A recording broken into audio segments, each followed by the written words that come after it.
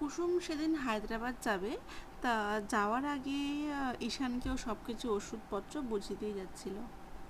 পাঠিয়ে দেবো আপনার দেখুন লিকুইডের ওনার জন্য আগে খাই যাবে যখন লোকের এর মামাকে দাও এটা মুখে দিয়ে চুষতে পারবো মামাকে মা মুখে দিয়ে দাও চুষুক মুখে দিয়ে হ্যাঁ এমনি নষ্ট হয়ে যায় না শুধু এই তিনটে আছে আমি দেবো আরো আমার ব্যাগে আছে হ্যাঁ লাগতে পারে লাগবে তা লাগতে পারে আচ্ছা কাল আমি দিদি দিতে পাঠিয়ে দেবো তাহলে দেখে রাখো এটা বাইরে থাক দামি দাও তা ওর ফ্লাইট ছিল 5টার দিকে, আমরা তখন বেরিয়ে গেছি রাত তখন 2:30 বাজে।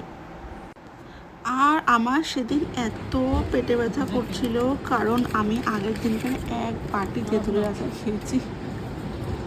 তা আমার ইচ্ছা ছিল ব্লগটা একটুখানি সুন্দর করে করব, কিন্তু আমার এত পেটে ব্যথা করছিল না, আমি গাড়ি থেকে নামতেই পারিনি যে ভিডিও করব।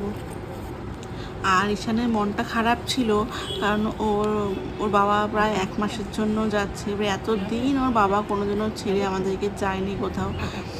আর মানে ওর বাবা হচ্ছে ছেলে অন্তপ্রাণ, ওর বাবাও পারলে পরে কেঁদে দেয়, কিন্তু জানে বাবা কাঁদলে পরে এখন ছেলেরও কান্না পেয়ে যাবে, ওই জন্য বাবা কষ্ট মষ্ট করে কান্নাটাকে চেপে রেখেছে আর কি।